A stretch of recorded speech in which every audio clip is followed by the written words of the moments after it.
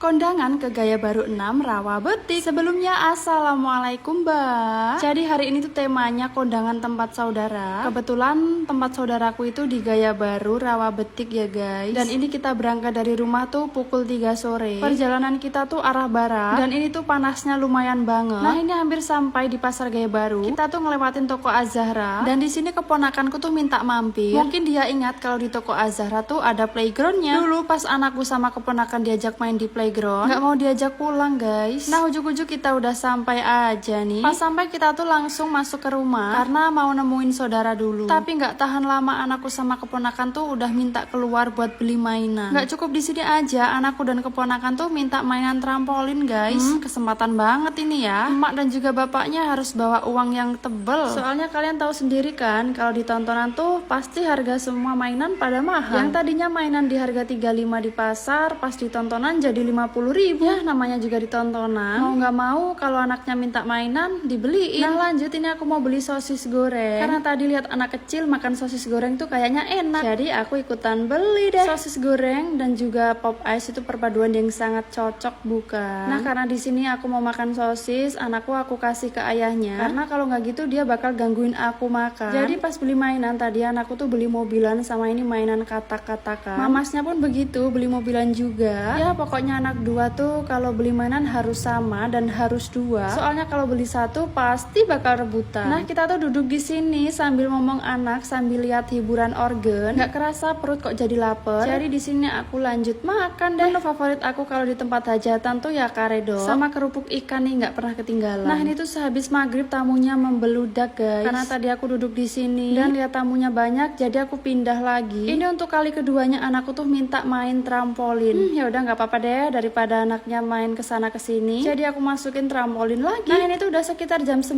malam. Aku tuh mau pulang, tapi sebelum pulang aku mampir dulu ke tempat mbah aku. Di sini aku tuh minta makan lagi karena ngerasa lapar. Kebetulan mbahku tuh masak ayam dicampur kulit sapi, jadi cocok banget kan. Kenapa ya ngerjain pekerjaan di malam hari setelah anak tidur tuh lebih tenang dan tentunya lebih leluasa. Sebelumnya assalamualaikum mbak. Nah berhubung anakku tuh udah tidur, di sini aku mau nyuci baju. Untuk mesin cuci sebelah, yaitu mesin cuci otomatis, masih dipakai sama mbak iparku. Karena bajunya mau aku jemur sekalian, jadi aku pakai mesin cuci yang satunya lagi, yaitu mesin cuci manual. Mesin cuci ini tuh dibeli sejak aku kelas 4 SD. Sampai sekarang aku udah punya anak, tapi masih bisa dipakai. Dan bisa kalian lihat sendiri kan, kelihatan banget kalau mesin cuci lama. Untuk pembuangan air aja udah diganti tarikan karena udah rusak dan dibenerin udah nggak bisa. Jadi sama bapakku tuh diakalin pembuangan airnya tuh pakai tarikan. Dan suaranya pas giling baju atau pas ngeringin baju tuh keras sampai tetanggaku tuh bilang katanya mereka tahu kalau aku bangunnya tuh pagi-pagi karena denger suara mesin cuciku tuh udah bunyi. Mungkin karena sudah terlalu tua ya guys, dan beberapa kali dibenerin pas rusak. Tapi nggak apa-apa selagi masih bisa dipakai kan. Bisa dibilang ini tuh mesin cuci legend. Nah kembali ke topik pembahasan awal video, yaitu aku tuh lebih nyaman kalau ngerjain pekerjaan rumah setelah anak udah tidur malam. Karena kalau pas anakku masih melek, dia tuh bakal ngerecokin aku guys dengan ngintilin aku pengen ikut nyuci baju. Dan aku sebagai emaknya takut kan, namanya tempat mesin cuci pasti ada busanya dan basah, lantainya pasti licin, jadi takut kepleset. Makanya aku kalau nyuci baju pas anakku belum tidur, rasanya tuh was-was. Walaupun ada ayahnya, ada Mbak Uti dan Mbak Hakungnya, ya namanya anak pasti tetap ngintilin ibunya kan. Nah supaya meringankan pekerjaan di pagi hari, jadi aku mau jemur sekalian. Sebenarnya di sini tuh gelap banget guys, tapi aku pakai lighting supaya kelihatan di video dan supaya aku jemurin bajunya tuh lebih leluasa karena bisa dibilang di belakang rumahku tuh hutan. Oke, untuk sementara mini vlogku sampai di sini dulu guys. Bye bye.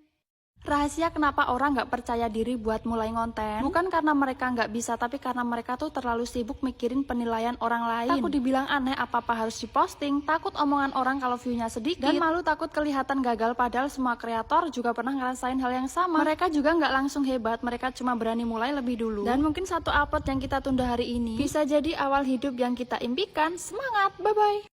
Kegiatan ibu muda umur 22 tahun anak satu. Di sore hari nyapu halaman, dilanjut di pagi hari nyapu lantai. Sebelumnya assalamualaikum mbak. Nah jadi sore ini karena aku tuh gabut dan lihat halaman di basecamp tuh kotor, jadi aku memutuskan buat nyapu. Sekalian hitung-hitung untuk ide konten kan. Ternyata banyak banget yang salfok sama tumpukan kayu di sampingku. Nah itu tuh tumpukan kayu bekas bikin rumah, yaitu rumah bapakku yang aku tempatin dan juga rumah mamasku. Kayunya ditaruh situ tuh supaya kering karena berencana untuk kayu bakar daripada dibuang mubazir kan. Jadi lebih baik dimanfaatin supaya bisa digunakan lagi walaupun cuman buat kayu bakar. Walaupun sekarang tuh udah canggih, udah ada kompor, sudah ada magicom, tapi yang namanya orang kampung tuh pasti tetap butuh yang namanya kayu bakar. Kalau kita ngadain acara besar atau masak besar, orang-orang tuh malah pada suka masaknya di pawon. Katanya apinya tuh lebih leluasa, jadi masaknya cepat mateng. Selain itu kayu juga butuh buat manggang ikan atau bikin ikan asap. Ya, pokoknya kalau di perkampungan tuh kayu masih tetap dibutuhkan, guys. Oke, lanjut ke video. Bisa kalian lihat sendiri anakku tuh ngerusuhin aku banget. Di antara video yang aku potong tuh anakku ngerecokin, guys. Dari mulai minta sapu, ngerengek minta gendong. Ya begitulah yang namanya punya anak kecil. Jadi kalau kita ngapa-ngapain ya dibuntutin. Gak apa-apa sibuknya sekarang, besok kalau kita udah tua pasti kita membutuhkan ulur tangan anak kita kan. Nah ini kegiatannya tuh aku lanjut di pagi hari, guys. Beginilah perempuan ketemunya sama pekerjaan rumah tuh ya nyapu. Kalau nggak nyapu halaman ya nyapu lantai. Kalau nggak masak ya nyuci piring. Pokoknya itu ya muter di situ aja. Kadang aku sampai bingung mau bikin konten apa, karena setiap hari tuh ya pekerjaanku sama, antara nyapu, nyuci piring, nyuci baju. Takut pada bosen lihat video aku karena ya setiap hari begitu mulu. Tapi sepertinya para audiensku tuh lebih suka yang alami, kegiatan yang apa adanya tanpa dibuat-buat, yang jujur lebih kelihatan realita, supaya orang nonton tuh nyaman. Karena kegiatan kita ya sama dengan kegiatan mereka di rumah. Atau bisa jadi mini vlog sesederhana ini bisa memotivasi orang untuk lebih semangat lagi beberes rumah. Semoga aja kalian gak bosen sama konten-konten aku ya, guys. Oke, see you, bye-bye.